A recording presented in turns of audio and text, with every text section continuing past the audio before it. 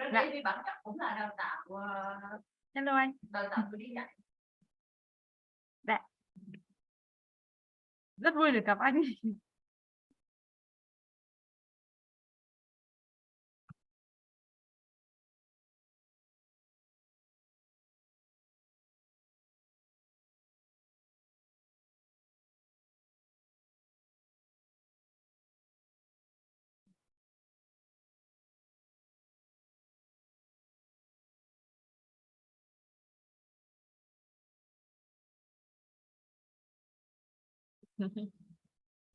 Dạ.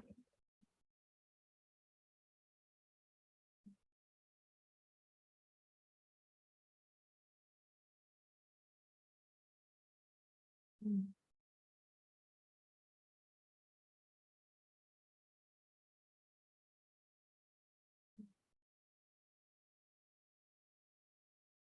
Là bình thường. Dạ. À, bình thường buổi chia sẻ sẽ thường là có hai anh chị. Em có xem cái livestream từ cái lần trước trước đấy thì chính là chỉ có hai anh chị trong đấy. Em chưa có xem được hết, mới xem được một nửa.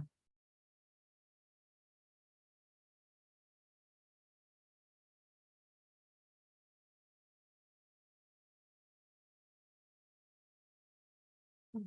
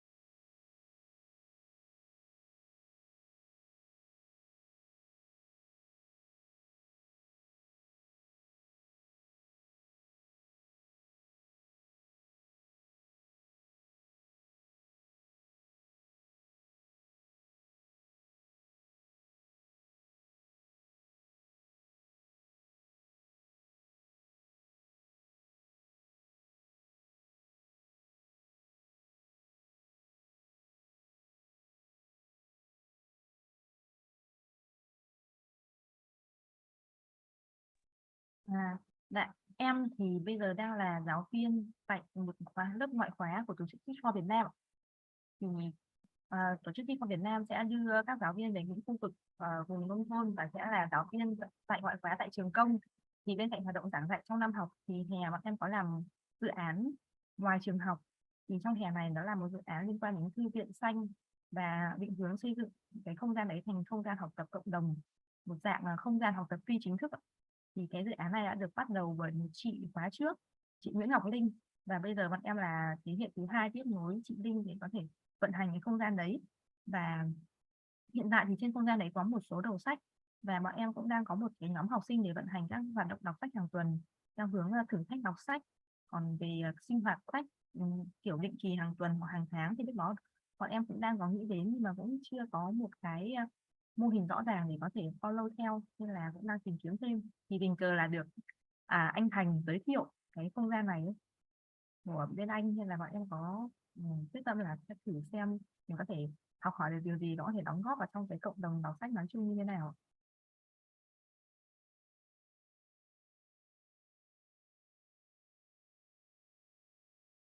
Ừ. Ừ. Dạ.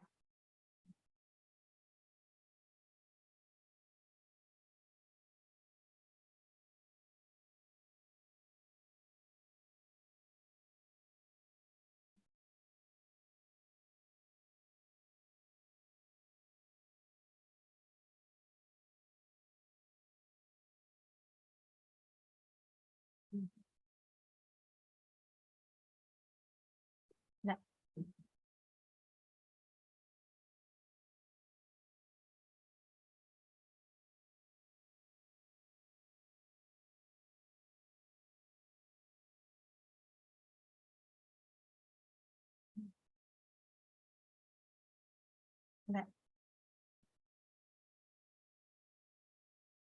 Dạ, vâng.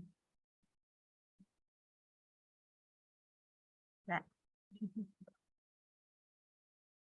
Dạ, ok.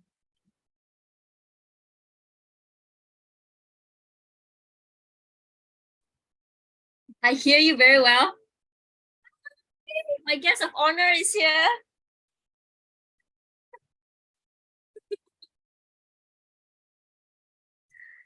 Hello. Hi. Hai em đi.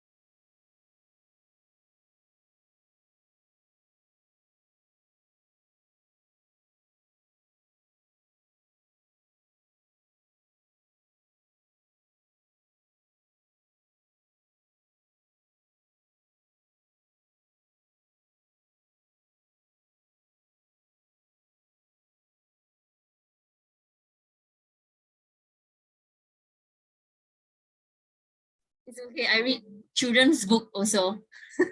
My level very fundamental, so I read children's book.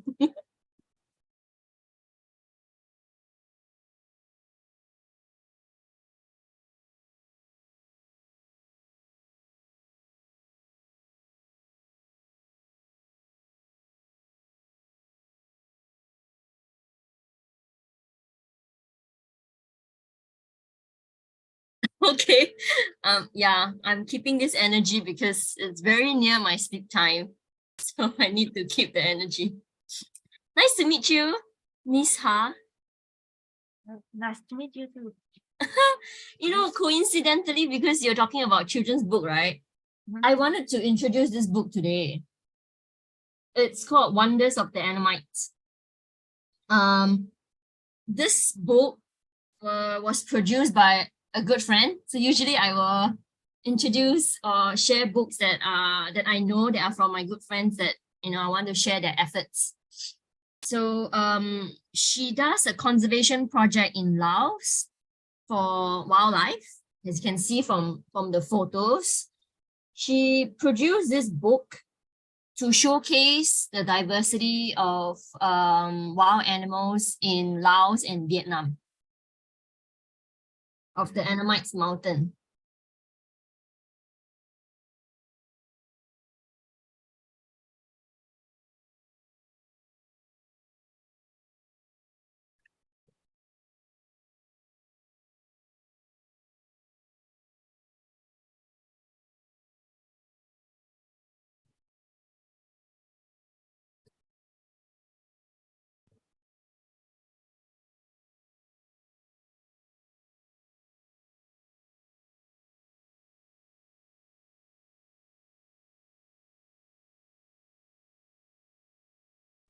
Just like the book I shared 2 weeks ago about Malaysia, this book actually has a similar concept.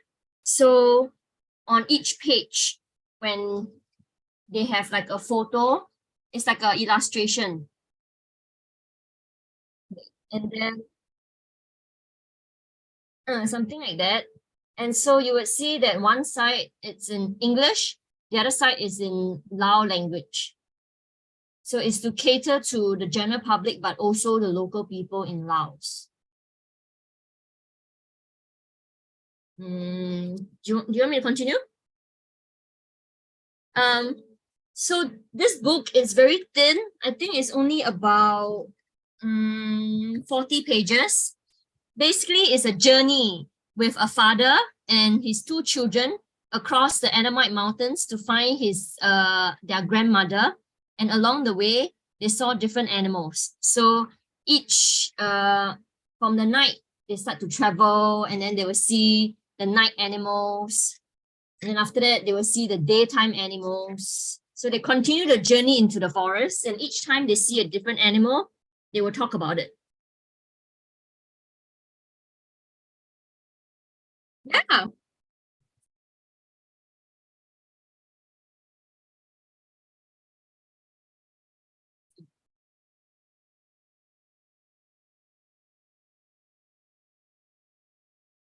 No, but I felt like even though it's targeted for children, for just the general public, for like a adult, it's also very useful because it's easy to read. And then each page is just a short paragraph. So they highlight what animals they will see along with the photo. So I felt like it's a journey book across the Annamite Mountains. And then I learned about animals that I don't know before as well. I mean, I'm not good with birds. So when they talk about birds, like, oh, this bird. So I learned as well. Ok. Andy vừa mới chia sẻ thêm với mọi người về cái nội dung chính của cuốn sách này. Một bên sẽ là hình ảnh và nó sẽ có cái style màu nước ấy. Và một bên sẽ là chữ và nó rất là ngắn thôi. Nó có rất nhiều khoảng trắng ở trong cái phần chữ. Thì đây là một câu chuyện của 2 bố con và đi trong cái khu vực giữa Lào và Việt Nam và nhìn thấy các cái loài động vật hoang dã cũng như là các cái kỳ quan thiên nhiên, cảnh vật như thế nào. Thì cái cuốn sách này mặc dù là dành cho trẻ con nhưng mà cái mức độ chi tiết khi mô tả về các kỳ quan cũng như là thiên nhiên ấy nó rất là sinh động và nó lột tả lên được cái bản chất đấy của tự nhiên cũng như là các kỳ quan. Nó khiến cho người ta muốn đi du lịch và khiến cho mình muốn đi ngắm nhìn những cái loài thú này. Mặc dù là có một số loài thú có thể không được nhìn thấy trong tự nhiên nữa, ví dụ như hổ. Okay. And I think, what I like about this book is also because it shares very simple, important concepts or relationships of the animals. So there will be not just about the animals, but for example, about the role that they play in the forest. So it could be like the animals that are seed dispersals. So they eat fruits and they disperse the seeds. So there will be 1 page on it. Then there's another page which is about the predator-prey relationship. So how, there are predators in the animal kingdom, there's prey animals as well. And then when one group of animals are affected, say poaching, right, hunting, where it actually endanger, say, the prey group or the predator group, it's going to affect the relationships in the ecosystem. So it's very simple, important concept that are explained as well in this storybook. Okay. And then at the end, it's so gorgeous. Take a look. Wow. So all the animals that were described or featured in the book, at the end, there is like a short appendix or glossary where they have the different animals, a little bit description of them and about their threats. So look at this. Wow. Oh. Okay, I'm very fascinated with like pictures, little words and colorful illustrations. So what about the text next to them? What does they describe? Oh, it's in English and in Lao. And it's about the very basic information of that species? Okay. So I think it's when you produce like a children's book, it's also a challenge to balance between too much information or too little information. So I think what I like about this is it's very short, like 1 paragraph, and it talks about something that it's distinctive or characteristic of the animal. So say like if they talk about the loris, they would say that it's a nocturnal primate, very small, and is venomous. And usually what happens is that they like to eat insects or fruits. So very to the point, so you don't actually lose your audience. Okay. Okay, I'll translate now. Andy cũng vừa mới chia sẻ thêm về cái tính chi tiết của một cuốn sách, mặc dù là dành cho thiếu nhi nhưng mà nó nói về cái đặc điểm sinh thái học của từng loài khi mà hai bố con này bắt gặp ở trên đường đi trên cái sườn núi, có thể là Trường Sơn ấy, ở bên Việt Nam, và ở bên Lào thì mình không rõ là có núi nào bên đó không, nhưng mà nó là cái khu vực giữa đó.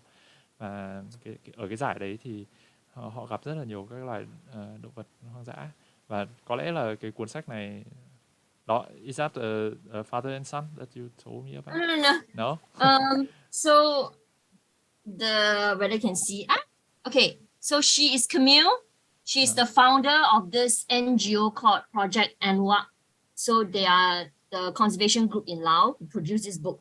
So she's my good friend, Camille. The illustrator is Eric, but I don't know him personally. Okay. In the ở trong I'm sorry, I'm talking English now. Ở trong cái phần cuối của cuốn sách ấy thì nó sẽ có một cái danh lục, hay là đúng hơn là như kiểu từ điển của các cái loài động vật mà hai bố con bắt gặp ở trong cái quá trình phiêu lưu. Thì cái nội dung mà mô tả về các loài động vật đấy nó rất là ngắn thôi, và nó đi vào cái đặc tính sinh thái học luôn. Thì nó là một cách, theo Andy nói thì nó rất là trực quan, và nó giúp cho bọn trẻ con kiểu học được những cái căn bản về các loài động vật ấy, và hiểu được cái sự phong phú cũng như là sinh động của thế giới động vật. Thì cô ấy đánh giá rất cao cuốn sách này vì cái tính ngắn gọn của nó, mặc dù là nó cũng nêu được những cái loài đặc trưng nhất của cái khu vực Lào và Việt Nam rồi. Okay, so you finished your sharing now? Yeah, I just want to say that I like that at the end, the conclusion is that, you know, these rare animals will only be there if we do our part to protect the forest and the ecosystem, so that, you know, future generations can also get to see the wonders of animates. So I really like that, you know, it has this nice conclusion for everybody to protect our natural environment. Oh, that's nice. So where does the message lie, in the end of the book or in the cover already? So basically, in the beginning, it's like the father and the two children, they're on a journey to find the grandmother staying in somewhere in the Annamites forest. And at the end of the journey, they found the grandmother and then was sharing with her the animals that they have seen along the way. So the grandmother was like, oh, you know, over the years, the animal population has dropped, you know, hunting and everything. So it's good that you're still able to see the animals, and hopefully your generation can protect them for the future. So that was like a nice. conclusion at the end. Yeah, that's nice. Nice ending. Okay. Yeah, I love that ending. Yes. So Andy, Thank you. Andy vừa mới chia sẻ thêm là ở cuối cuốn sách này nó có một cái thông điệp mà nó lồng ghép vào trong một cốt truyện, đấy là hai bố con gặp được một người bà. Thì người bà đã hai bố con chia sẻ về các cái loài động vật mà đã nhìn thấy trong chuyến đi, và người bà cũng nói về nếu mà thế hệ của các cháu mà bảo tồn và bảo vệ tốt các loài động vật cũng như sinh cảnh của chúng, thì chúng ta sẽ còn tiếp tục nhìn thấy những hình ảnh này trong tương lai, và cho con cháu của các con nữa. Thì mình thấy đây là một cái kết rất là hay và lồng ghép rất tốt với cốt truyện và cũng như là thông điệp bảo tồn. Does this book sell internationally or? I believe so. Because they also use this sale of the books to raise funds for their conservation efforts. They have been there for many years. So this book was produced in 2016. I can put the link and hopefully people can get to buy. Yeah, you drop it in the chat and I will share it to everyone on Facebook and YouTube. Đây là cuốn sách mà được tác giả xuất bản năm 2016 và được bán rộng rãi trên toàn thế giới. Thì cô ấy, Andy sẽ để link mua cuốn sách này ở trong phần chat của Zoom, và sau đấy mình sẽ để vào trong phần comment của YouTube và Facebook sau. So Andy, are you finished your sharing? Yes. Eddie đã kết thúc phần chia sẻ của mình rồi. Thì không biết là Hà hôm nay có chia sẻ gì không nhỉ? Có lẽ là nên ưu tiên các bạn nữ. Dạ, cảm ơn anh. Ừ. Vậy chắc là em sẽ nói bằng tiếng Việt, và nhờ anh có dịch lại cho chị em đi nhé. Ok, anh cảm ơn em. Sorry, Andy, I will speak in Vietnamese because I'm not very good at English. So, Mr. Bach will translate for me. Chắc là em sẽ chia sẻ về một cuốn sách mà cũng gọi là được truyền cảm hứng bởi chị Andy, nó liên quan đến động vật. Đó là cái cuốn Cuộc đời của Phi. Ok. Thì trong cuốn sách đấy, cái phần mà em khá là ấn tượng đó chính là những cái chia sẻ của tác giả về tôn giáo, lồng ghép với cả chia sẻ liên quan đến các đặc điểm sinh học của thế giới động vật, khi mà cái nhân vật chính ấy là con trai của một cái bác gọi là chủ của một sở thú, và gia đình sẽ một sở thú, và gia đình có chuyển cái sở thú đấy đến Canada và sẽ di chuyển toàn bộ cái sở thú đấy đến Canada bằng đường biển. Thì trên cái hành trình đấy nó đã xảy ra rất là nhiều chuyện, bị sóng lớn đánh thuyền, rồi sau đó thuyền chìm mà chỉ còn lại một mình cái nhân vật chính, cậu con trai đấy, sống cùng với một con hổ ở trên chiếc thuyền lênh đênh trên biển đấy suốt bao nhiêu ngày trên Thái Bình Dương ấy. Thì cái câu chuyện này nó đã được chuyển thể thành phim và xem rất là ấn tượng.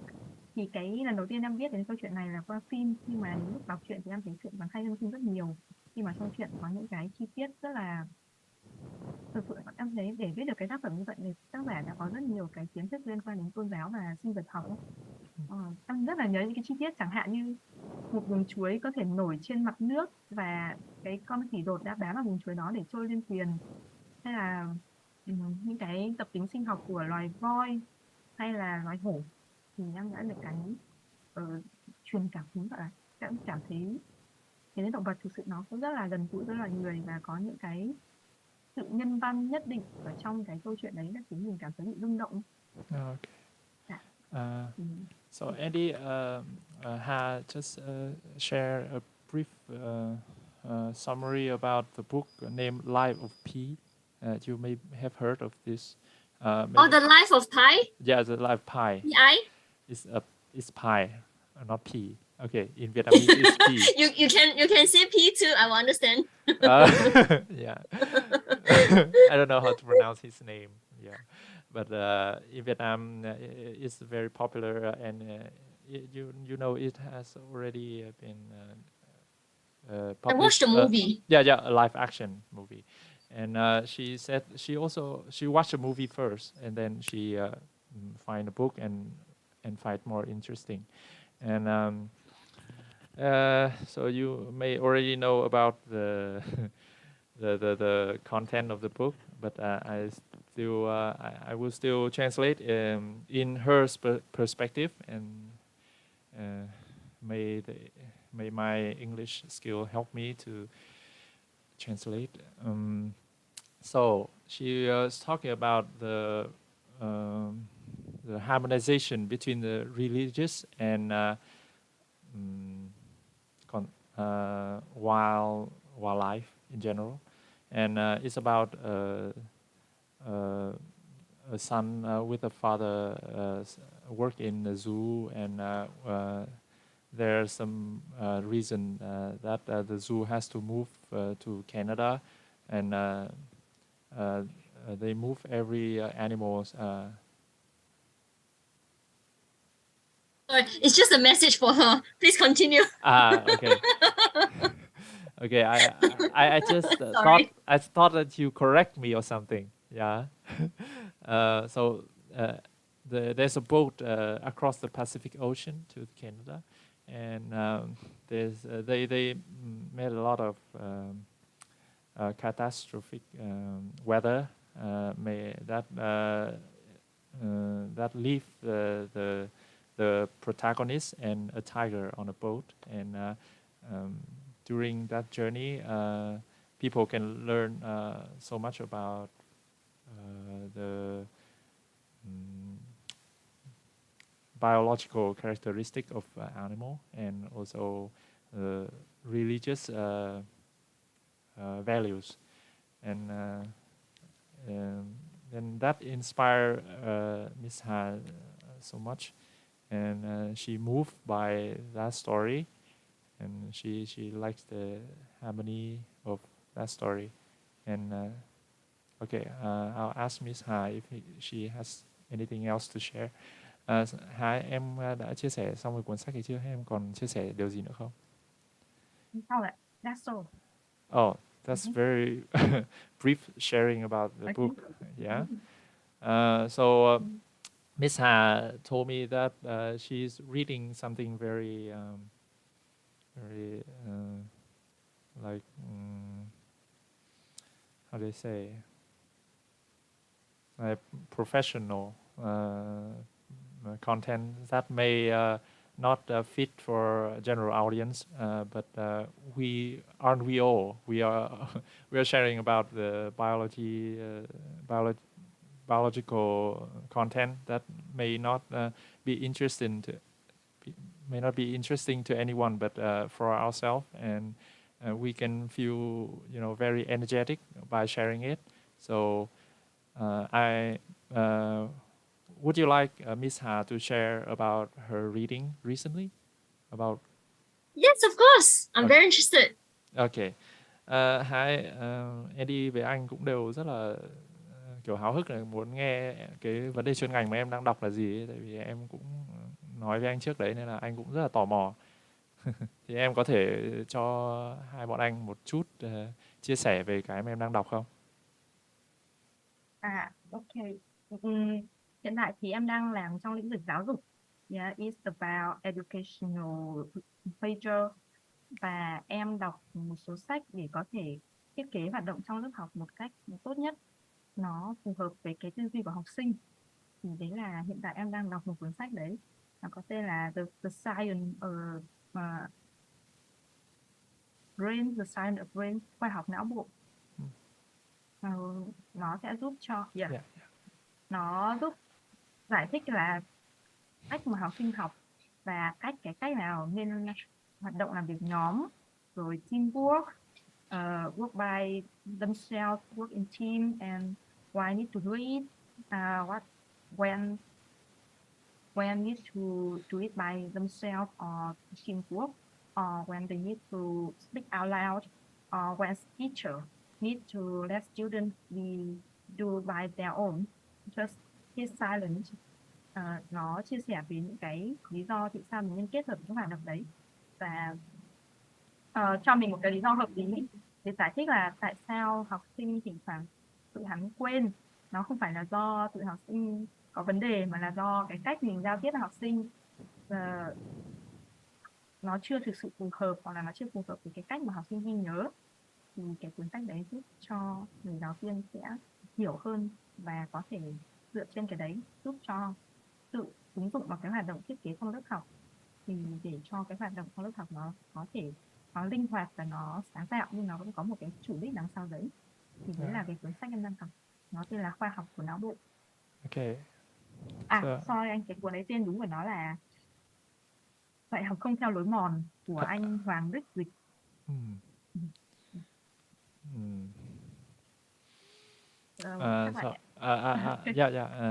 I will translate now for Andy. For the book that she's reading, it's about how to escape the traditional method of educating, Miss Ha also already translates some of the content, but a general overview of the book is about the method of teaching and interacting with students for the effective comprehension of the class, and it goes as detailed as the problem of the problem, the behavior of the student and the teacher to overcome that and create a very fun and effective and fruitful education and learning. Yeah, that's the whole meaning of the book. And she's Can working. I ask a question? Yes, for Miss Ha or for me? Yeah. Yeah, yeah. How thick is the book? Is it very thick? Yeah. Ha, can you understand? Yeah. Yeah. It. Can you show Let us? me check. Yeah, yeah. Yes, I have it on my hand. Wow. Ah. Yeah. Yeah. I see. Yeah.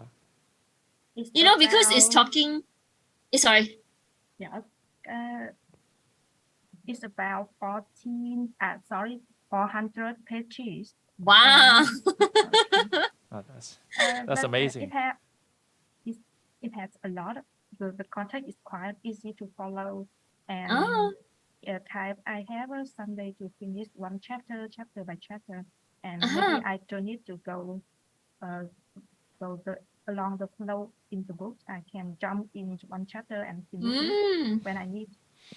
So I finish it. It take a long time to finish this book, but I kind of read it over to kind of take the fully meaning of this book. And then that's cool. it has I can take some method to apply to my classroom after reading. So it's amazing.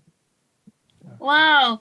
Yeah, because I was thinking if the book is about how to better communicate and teach, whether the book itself is easy to read, because it will not be useful if it's telling you the new methods, but in the end it itself cannot do a good job. So I'm glad to hear that it's easy to read and it's by chapters.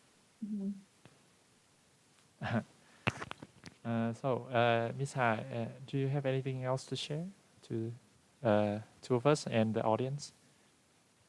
I think that's all. Thank you. You can buy it. Okay, you can drop the link for everyone to look at it and buy, maybe. Or maybe not. It's not a good time. I don't think it's a good time. Okay. No, drop in the chat, maybe. Okay. Maybe just a general information, not the link to any publication. Just the general, like Wikipedia or something.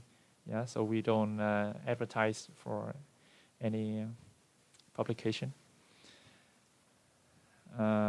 Okay, so I think it's my turn now to share.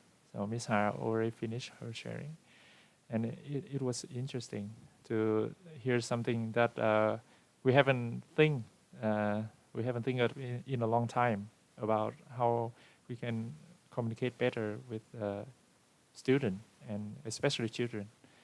But yeah, now I think of it, and I really want to read that book. Okay, about my sharing. Nếu các bạn có xem stream của mình hàng ngày thì mình cũng đang đọc cuốn Những nguyên lý cơ bản của sinh học bảo tồn. Cuốn này rất là dày, và mình đang đọc cuốn tiếng Anh nên là cái tốc độ đọc của mình rất chậm. Mình đọc nó được hơn 1 tháng rồi, nhưng mà mới chỉ được 1/5 thôi. Cuốn sách này có khoảng 500 trang. Và mình đọc cực kỳ chậm, và mình có rất nhiều từ mới để học, và cũng như là có rất nhiều các cái sự thật thú vị để mà ghi nhớ và nốt lại. Thế nên là cái nốt của mình đã được 17 trang rồi, nghĩa là mình cảm thấy có những cái rất bổ ích và thú vị để mà ghi lại. So Andy, I was talking about I'm reading the fundamental of conservation biology, and I have a great time reading it. And there's many new words, and there's many facts that I want to note. That's why my notebook has 17 pages currently of it. There's a lot of things that I want to read again, to admire and to understand the meaning of a very special thing that I will share in the end of my sharing. and I just realized maybe it's not important in the future, but for now, at the moment, it's important. Ok, mình vừa mới đọc về các cái cuộc đại tuyệt chủng và cái quá trình mà trái đất biến đổi và những cái sự phục hồi sau những cái cuộc đại tuyệt chủng trong quá khứ đấy. Thì có một số sự thật thú vị mà mình đã đọc được.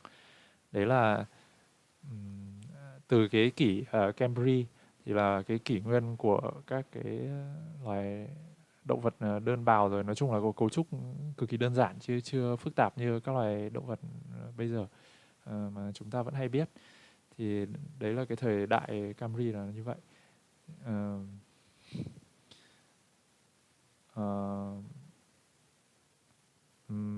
Sau 5 cái cuộc đại tuyệt chủng thì các cái loài động vật với cái cấu trúc cơ thể nó đơn giản ấy thì nó đã tuyệt chủng nhiều rồi. Nhưng mà nó chỉ là một cái góc của cái vấn đề tuyệt chủng nói chung thôi, bởi vì trong cái quá trình chúng ta cái thời gian vẫn trôi và không có một cái biến cố lớn xảy ra ấy, thì vẫn có rất nhiều loài biến mất đi trên trái đất, và con người chỉ ghi nhận được một cái phần cực nhỏ của những cái loài động vật và thực vật ở trên trái đất thôi, các cái dạng sống ở trên trái đất thôi. Nói dạng sống thì nó sẽ bao trùm hơn. Đấy. Thì khi mà đặt ra khi mà nói lên cái sự thật này ấy, thì tác giả vẫn chưa có một cái kết luận cụ thể. Đấy, nhưng mà tác giả bắt đầu mô tả dần cái quá trình biến mất của các cái thời đại ở trong lịch sử. Thì ở đây ông ấy nói đến 5 cái cuộc đại tuyệt chủng, nhưng mà các cái câu chuyện mà được kể đến ở trong cái chương mình đã đọc trong tuần vừa qua ấy, thì nó chỉ là 2 cuộc đại tuyệt chủng thôi. Thì, ok, có lẽ là anh sẽ Bách sẽ dịch cho Andy một chút. Andy, you may familiar about the Cambrian period, right? Yes, Dr. Bert Covert taught me in his anthropology class. So okay, I was a good student, I remember. Yeah, okay. So, yeah, shout out to Dr. Covert for, being a good teacher and creating a very good friend and a remarkable person. So you can add Bert Covert. He'll be like, huh? What's happening? Sounds like a species. Since the Cambrian period, biological diversity has generally risen, but there have been some notable exceptions. It collapsed dramatically during at least 5 periods because of mass extinction around the globe. There's a total of 5 major mass extinction, right? In the history of the Earth. Yeah. Which is why they say now is the 6th extinction risk. So it's hard to measure and very bold to say something like that, because we haven't documented every living form on Earth. So we just know a very fraction of living form on Earth, right? Maybe less than 10%. Is that correct? I think so. Yeah? Yeah, because I would say that a lot of the diversity is like in the invertebrate world that we still don't know. Yeah. And there was a study, sorry to sidetrack, there was a study in on an island in Singapore on, I think, insects. And then in a small project over a few months, they discovered a few hundred new species of invertebrates. But it's only because nobody's looking. Once you start to look, and you will find new species that you never thought exist before. Yeah, so I'm about to comment on your sharing in the later part, but it's very connected, so I will say it now. There's a small ridge in Ecuador called Centinela. So two botanists from Missouri Botanical Garden, I cannot pronounce their name right, Arwin and Callaway, visit Centinela in 1978, and discover about 90 plant species that were either endemic to that ridge or found in only a few nearby locates. By 1986, the ridge had been completely clear and planted with crops. Most of the 90 species, and who knows how many insects in one taxa were gone. If Alwyn and Callaway had not visited the area in 1978, we would be completely ignorant of the species loss.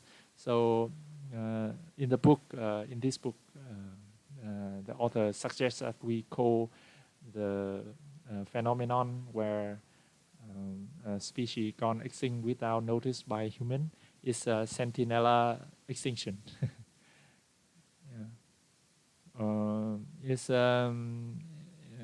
We know about the living world.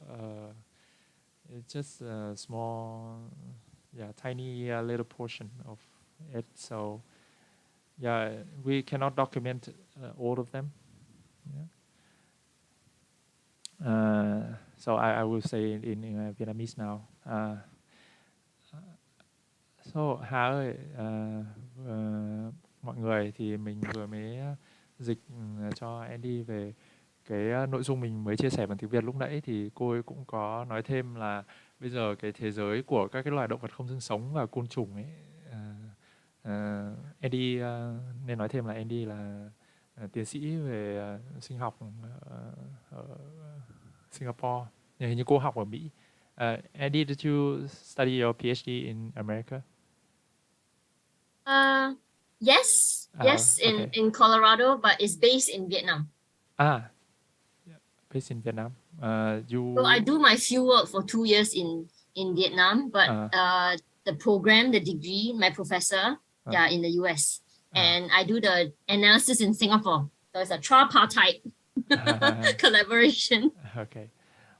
So Andy là tiến sĩ sinh học, và cô ấy cũng đã chia sẻ thêm về cái vấn đề là có rất nhiều loài động vật không xương sống và côn trùng vẫn chưa được phát hiện bởi con người và không được quan tâm bởi con người luôn ấy.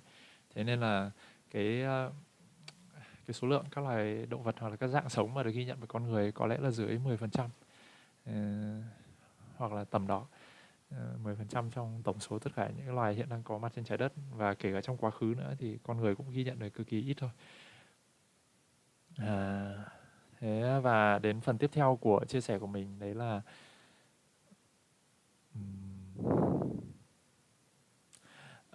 các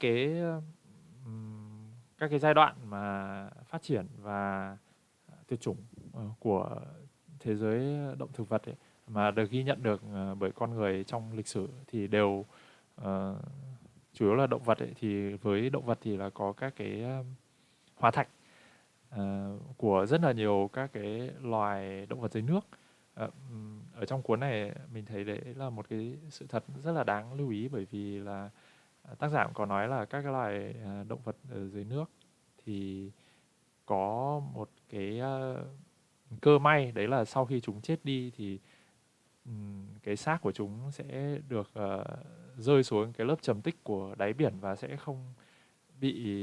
ít bị các cái loài khác kiểu ăn mất ấy, hoặc là làm ảnh hưởng đến cái sự hoàn thiện của cái xác đấy. Thế nên là các nhà khoa học sau này sẽ lấy được rất nhiều thông tin từ xác của các loài động vật dưới nước, hay đúng hơn là hóa thạch của các loài động vật dưới nước, và sẽ có ông ấy ở trong cái cuốn này nói đến hai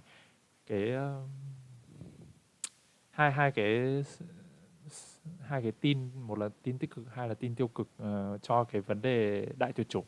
Đấy là nếu mà có ông ấy cho chúng ta xem một cái biểu đồ mà ở đấy sau các cái đợt đại tuyệt chủng ấy thì cái số lượng của các cái loài động thực vật ở trên trái đất nó sẽ biến đổi như thế nào, thì cái xu hướng là nó đi lên. Nghĩa là mặc dù đại tuyệt chủng là một cái sự kiện rất là kinh hoàng đối với các cái dạng sống ở trên trái đất, nhưng mà nó lại giúp, không biết là nó có giúp thật không hay nó có trực tiếp giúp không, nhưng mà các cái loài động thực vật ở trong cái biểu đồ đấy nó vẫn đi lên theo thời gian. Thì đấy là tin tích cực cho sự sống ở trên trái đất.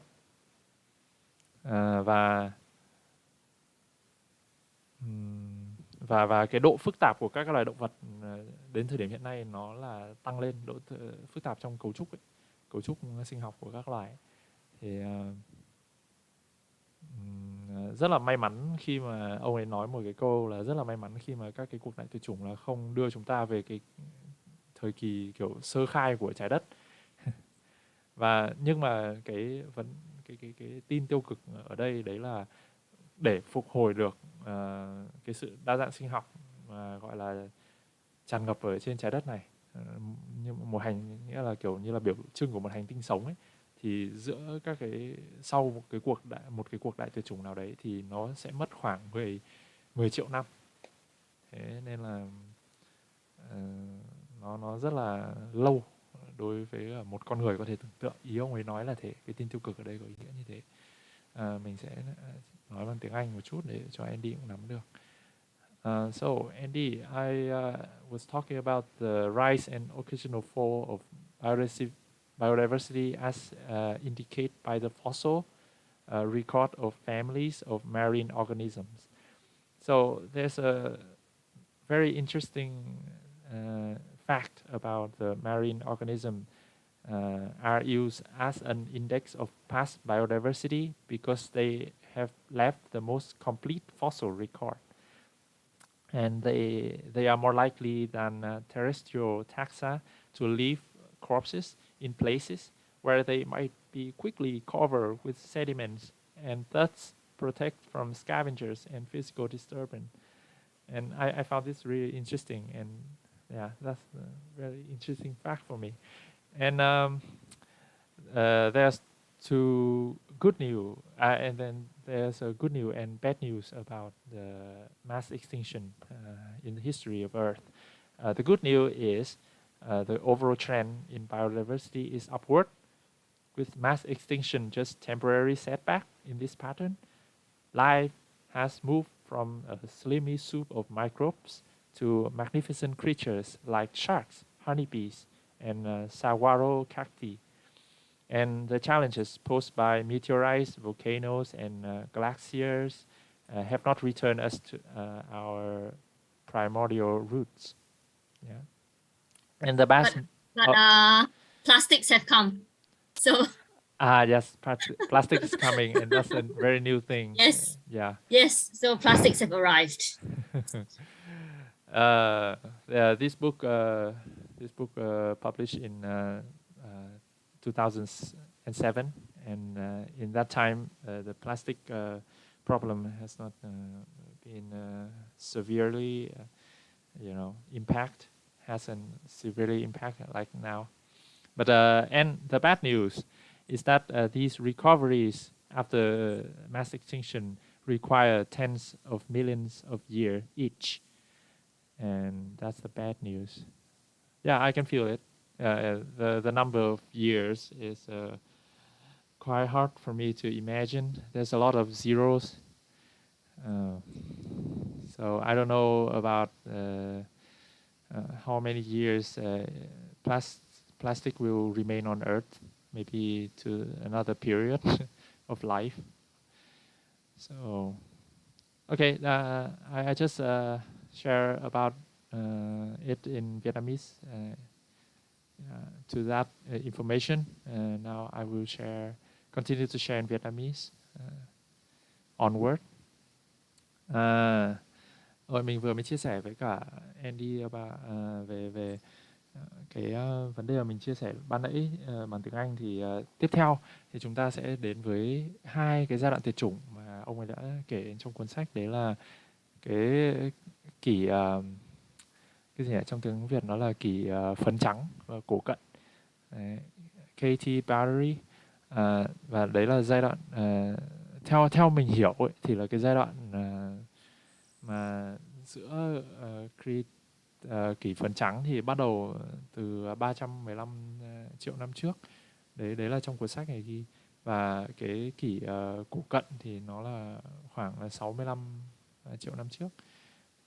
Thì có lẽ là mình cũng nên nói nhanh ở phần này thôi, không đi sâu quá về cái phân loại này, không các bạn lại bị lẫn. Thế nhưng mà ông ấy mình luôn thắc mắc là cái thiên thạch mà làm nên cuộc đại tuyệt chủng cho loài khủng long nó xảy ra vào khoảng thời gian nào, thì đấy chính là cái 65 triệu năm trước. Thì đấy là cái sự chấm dứt của cái kỷ phấn trắng và chuyển tiếp đến cổ cận. Thì có một cái thiên thạch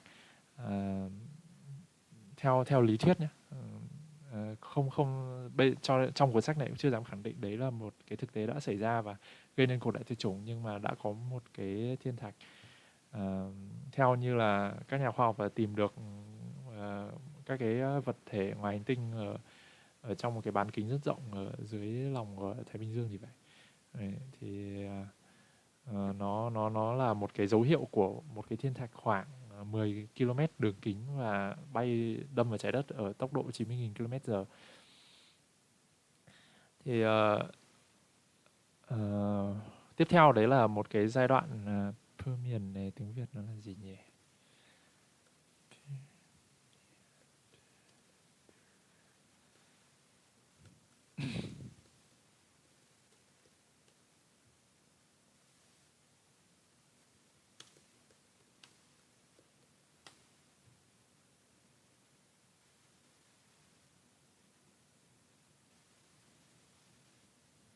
Kỷ Permi. Đây là kỷ Permi, thì nó là một cái dấu mốc cách đây 251 triệu năm, và nó gây nên cái nạn tuyệt chủng của rất là nhiều loài động vật không và có sinh sống ở dưới biển, hơn 500 họ, và trong đó chịu ảnh hưởng nặng nề có các cái loài mà nó gọi là cái loài ăn lọc ở đây gồm có san hô. Đấy. Một trong những cái loài ăn lọc là có cái hệ ăn lọc là như thế. Thì bên cạnh đấy thì đấy là cái sự cái việc các cái động vật có xương sống và cây có mạch cũng chịu ảnh hưởng nặng nề. Và mình đã đọc thêm được về một cái bộ mà rất là thú vị, đấy là bộ cung thú, là tiền thân của động vật có vú. Thì mình đã xem ảnh của cái loài đấy, thì các cái chi của nó sẽ không bành ra như các loài bò sát, mà nó sẽ ngay nó ở dưới thân của các cái loài đấy, giống như các cái loài có vú bây giờ mọi người thấy. Và các loài bò sát thì thường là sẽ bành ra hai bên như thế này. Đấy là đặc điểm nhận dạng của cái bộ cung thú. Thì đây cũng là biến cố ghi nhận của nhiều sự tuyệt chủng của nhiều loài côn trùng, với tổng cộng là 8 bộ côn trùng trong tổng cộng 27 bộ biến mất. Tổng cộng 8 bộ côn trùng biến mất trong 27 bộ ở trong cái giai đoạn đấy. Thì tất cả những cái việc mà đọc về lịch sử của trái đất mình rất là hứng thú, và mặc dù là không hứng thú với nhiều người nhưng mà mình rất thích. Thì ok, mình sẽ chia sẻ bằng tiếng Anh cho Andy nhanh thôi. Phần này thì có lẽ cô ấy quá là biết rồi. Okay, Andy, about the KT boundary, you know about the Cretaceous and the dinosaur period. So it started about 315 million years ago, and until 65 million years ago, there's a theory about meteor struck in the Earth with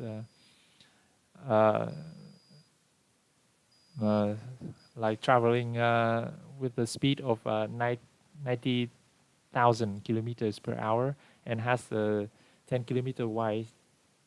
Yeah. And about the Permian period, is very important because scientists, because of the extinction of the animals in this period, that scientists got many fossil to study about history of Earth, because more than 500 families of intervertebrate and vertebrate extinct during this time, and there are many animals suffer a severe impact from this extinction, namely filter-feeding animals, and there's vascular plants, and there's a species, or should I say families. Is that families? What is under families? Like in the levels of. Wait, so it's kingdom at the top. Yeah. Kingdom. So you're talking about. Yeah. I'm talking about that scale. So what is below of families? Phylum, class, order, yes, family, genus, species. Family, genus. Phylum, maybe phylum? Yeah, maybe. So I learned about how do you pronounce word? Phylum. Let me type. Yeah, you type in the chat. I forgot the word.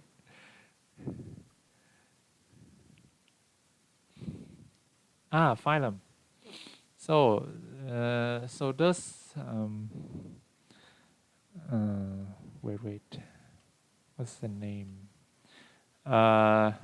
Therapsid is a phylum. Therapsid is the very early form of mammals. That similar to amphibians, but with legs like right below their bellies, not as wide as amphibians. So they are early form of. Let me type in the chat for you to search. You may have heard, but I may pronounce it wrong. Yeah, Therapsid.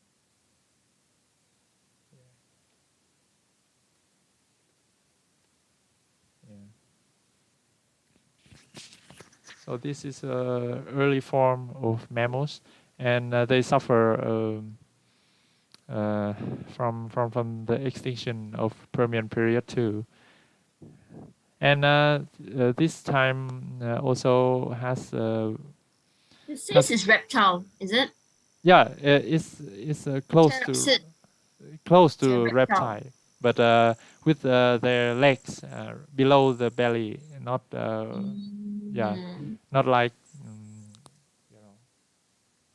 open wide, and start not from the center of the body, from the side, but from the below of the body, like mammals we're seeing now, but it's a hybrid between reptile and mammals.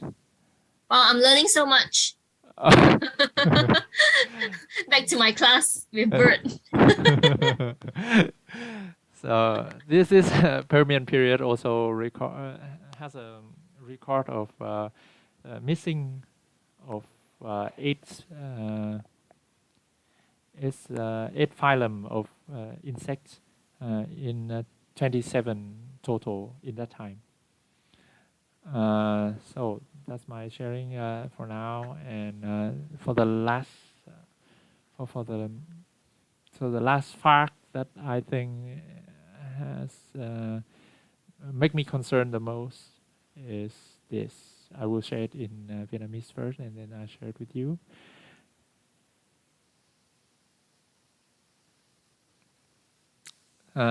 Mình vừa mới chia sẻ nhanh với Andy về cái nội dung mà nội dung ban nãy, thì tiếp theo và cũng là để kết thúc cái phiên chia sẻ này, thì mình muốn nói thêm về các cái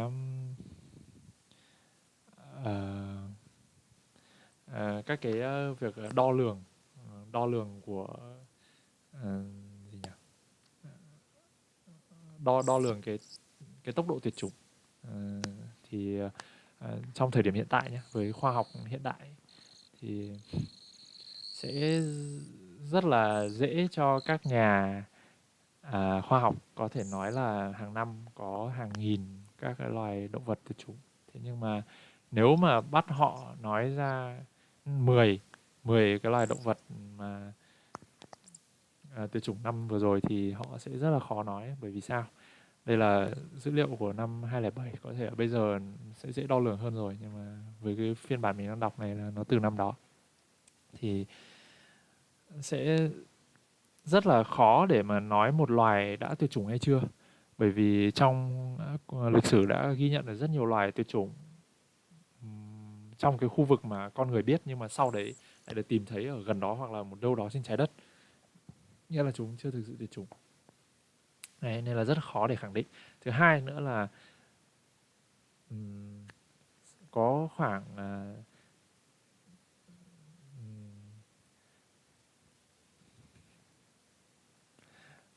có khoảng 85 đến 99% các cái loài động vật trên trái đất này là chưa được ghi nhận bởi con người, bởi các nhà khoa học. Thì như mình lúc nãy chia sẻ với Andy thì đây gọi có một cái tên riêng cho một cái sự kiện mà đã xảy ra vào năm 1978 ở Ecuador. Ở một cái sườn núi thì có 90 cái loài thực vật được phát hiện ra bởi hai nhà khoa học. Thì đến năm 1986 thì cái sườn núi đấy được khai hoang và được trồng cấy canh tác nông nghiệp, thì có gần như 90 cái loài thực vật đấy đã biến mất. Thế biến mất khỏi trái đất luôn ấy. Nhưng mà tất nhiên là theo cái ghi nhận của con người thôi. Và nếu mà hai nhà khoa học đấy đã không tìm thấy 90 loài thực vật đấy vào năm 1978 thì có lẽ là các cái loài đấy sẽ biến mất mà loài người chưa bao giờ biết đến. Thì cái việc mà những cái loài mà nằm trong 85 đến 99% các loài mà chưa được ghi nhận đấy mà có tuyệt chủng đi, thì cái vấn đề này gọi bằng cái địa danh đấy, có lấy cái tên của cái địa danh là Sentinelan. Và đây là sự gọi là Sentinelan extinction. Đấy là cái tên của cái hiện tượng tuyệt chủng mà là người chưa biết đến.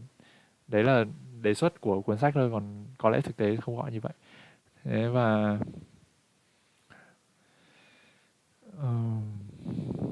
có một cái viện gọi là viện giám sát bảo tồn thế giới ghi nhận được khoảng cho đến thời điểm hiện tại nhé, thì là khoảng 90 loài thực vật và 726 loài động vật là đã tuyệt chủng. Và từ năm 1600 đấy, cho đến 2003 thì phải. Trong cuốn sách này đã đưa lên cái bảng biểu của năm 2003, 2004 gì đấy. Đấy là ghi nhận từ năm 1600 cho đến 2004 thì có 90 loài thực vật và 726 loài động vật tuyệt chủng.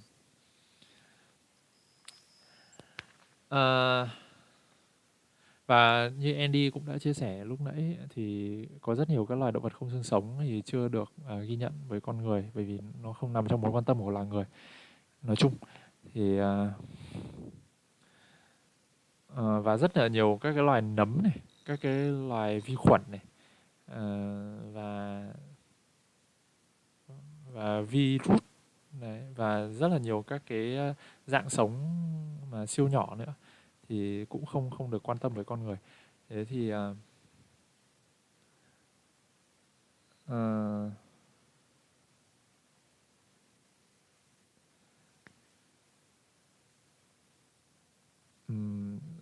ông ấy cũng tác giả cũng đã nói về cái vấn đề này, là có rất là nhiều các loài mà đang ở cái mức độ nguy cấp mà ngang với cả những cái loài mà chúng ta biết, thế nhưng mà chúng ta lại chưa ghi nhận được. Đấy. Thế thì cái sự thật này nó đã khiến cho mình suy nghĩ. Mình không nghĩ là cái việc mà ghi nhận được hết các cái loài động thực vật ở trên trái đất này thì sẽ mang cho chúng ta một câu trả lời là cái vai trò của chúng ta ở đâu trong tự nhiên. cái vai trò của chúng ta ở đâu có lẽ là nó chỉ nằm trong một cái giới hạn nhỏ hơn cái việc là phải mô tả cả thế giới này. Đấy là cái mà tự nhiên nó dấy lên trong lòng mình và mình sẽ đi tìm câu trả lời cho vấn đề này. Thì cái giới hạn đấy là như thế nào để chúng ta hiểu được vai trò của chúng ta như thế nào để sống một cách thuận theo tự nhiên. Đấy. Bởi vì bây giờ chúng ta đang có những cái ảnh hưởng, những cái tác động rất lớn đến môi trường, vượt ra khỏi cái khả năng có thể cân bằng của hệ sinh thái. Đấy. Thế nên là mình mới đang dừng lại ở câu hỏi đấy. Có lẽ là ở phần sau cuốn sách thì mình sẽ trả lời được cái vấn đề này. Ok, và có lẽ mình sẽ chia sẻ nhanh với Andy để chúng ta kết thúc cái buổi chia sẻ sách hôm nay. So Andy, I will just share people about the Centinela extinction phenomenon that I share you later. I share you earlier, and about the estimating the current rate of extinction in the world. So there's the major question, or maybe the quiz for scientists about the how many species has gone extinct last year. So none of them can answer with conviction, but if you ask them about the current rates of extinction, they are likely to state a statistic about the thousands of species that are being lost each year. So why the discrepancy? There are two major reasons. First, it is often hard to say with conviction that a species has become extinct, because there's many species in the past has gone extinct to human, but found them many years later in other places in the world. And second is that we only documented less than 10%, like I said earlier, or estimately earlier, that we cannot really say how many exactly has gone extinct. So despite these constraints, it is possible to document some recent extinction. So the most comprehensive list compiled by the staff of the World Conservation Monitoring Center listed 90 species of plants and 726 animals that probably have come extinct, at least in the wild, since 1600s. It is undoubtedly incomplete for all groups, extremely so for invertebrates. It does not even attempt to list extinct fungi, algae, bacteria, and other microbes, because many such obscure organisms are part of highly co-evolved interspecific relationship with better known higher plants and animals as parasite and pathogen. So the number of co-endangered species is likely many times that of documented endangered and extinct species. So by this fact, I'm wondering that we may not find the meaning of extinct species by the attempt to document all the lost ones. There are things that are beyond us, and if we want to find I think we should focus on finding the meaning of our position in nature, and we should focus on a smaller scale and find the demarcation to answer that question. Maybe it's right in front of us. Like I vaguely understand what I am saying now, but I feel like maybe not all of us, all of human, but very small, maybe very small portion of people living on Earth may understand the role of life, of human, to, you know, to conduct a right behavior towards nature. And I really look forward to find those people in my lifetime, to gather them and to enlighten me, and also to to create a better future. So I hope you understand what I'm saying now. In English, it's very hard for me to say something. Even in Vietnamese, I understand vaguely. But yeah. So do you have any comments to clarify what you just heard? Like you said, it's something very deep and sincere, and so no comments, but it's food for thought. Yes. Yeah, I think that is what it is. And I think it's the end of our sharing session. It's longer than usual because we have now Miss Hà maybe joining us every week. Yeah, hopefully Hà. Yeah.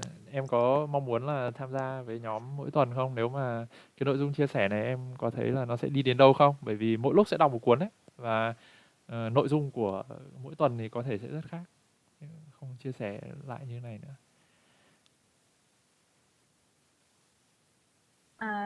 Dạ. Đây là em cảm ơn lời mời của anh và của chị Anvin đã tham gia cùng nhóm của mình. Thì còn về lời hứa tham gia thì chắc là em sẽ xin phép để trả lời anh vào một bữa nào đó. Nếu mà được tham gia thì em cũng rất là vui. Còn cam kết một tuần thì em chưa dám hứa.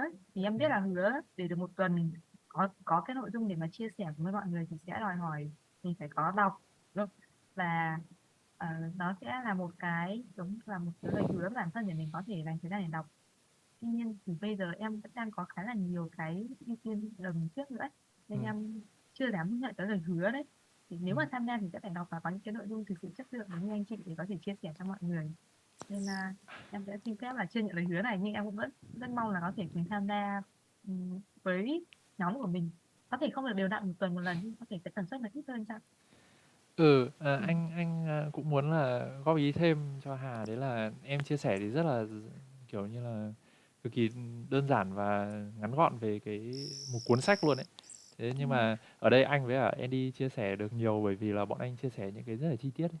Thì anh cũng không đòi hỏi mọi người phải đọc hết cuốn sách thì mới chia sẻ đâu, hay là phải nói sao để cho mọi người hiểu được cái cuốn sách đấy một cách toàn diện nhất, thì anh cũng không muốn như thế. Bởi vì cái cuốn sách em đang đọc ấy, có lẽ vài năm nữa em đọc thì em lại có một cái cảm nhận khác, và có lẽ cái giá trị của nó còn khác hơn.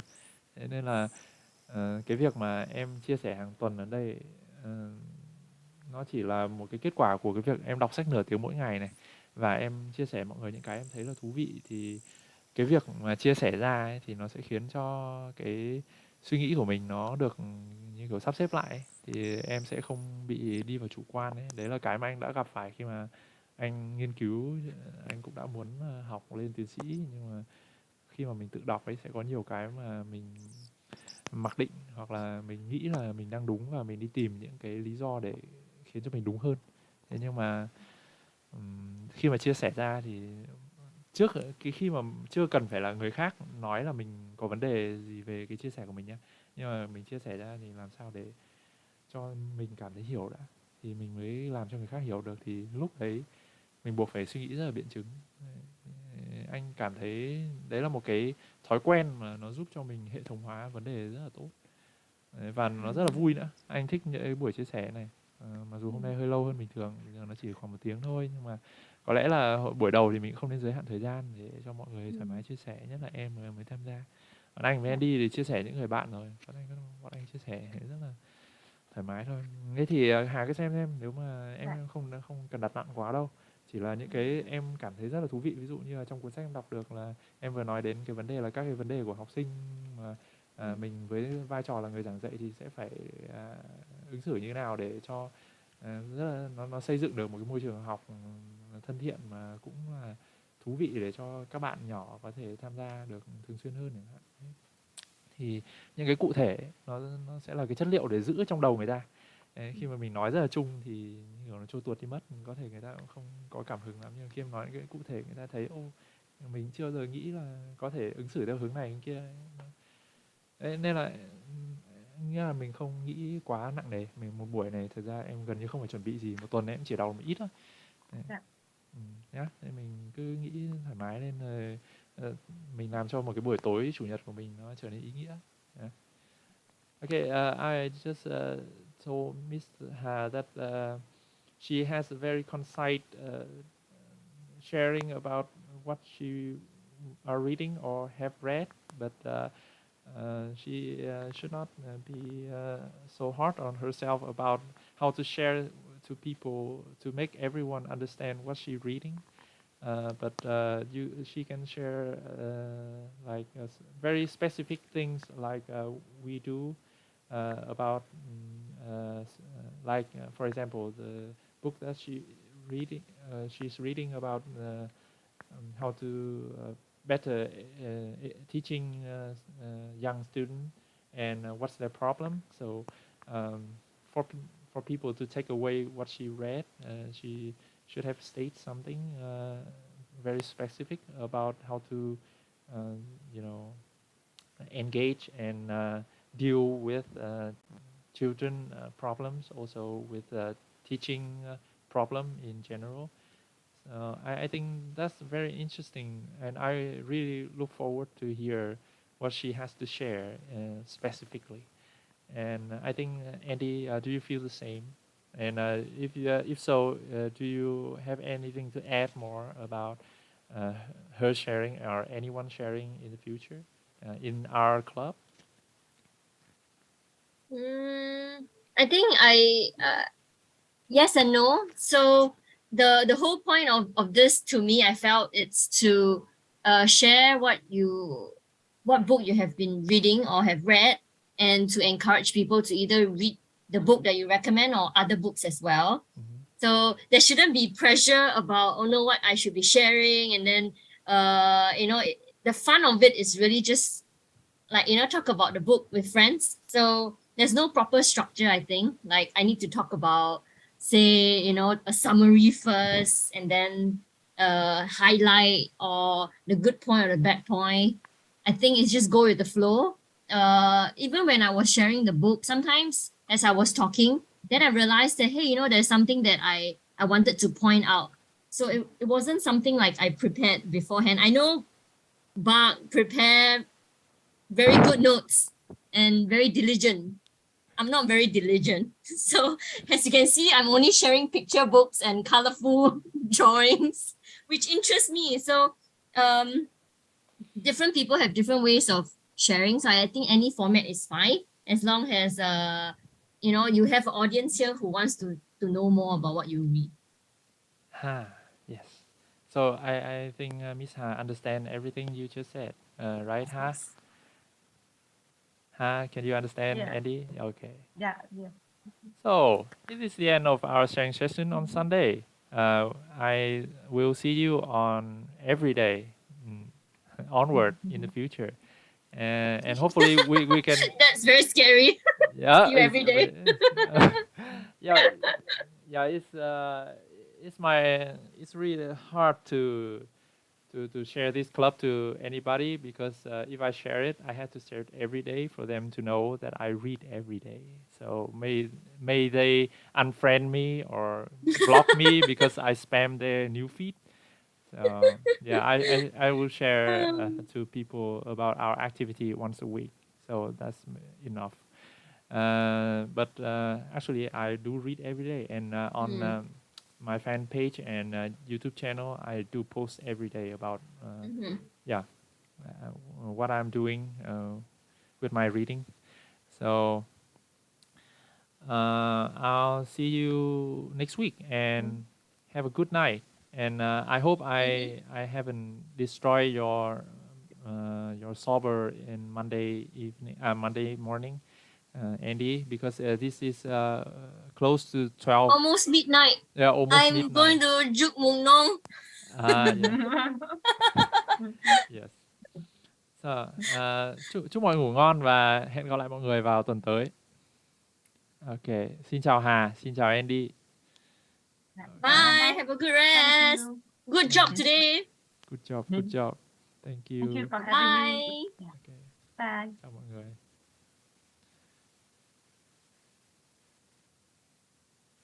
Anh phải đợi một lúc.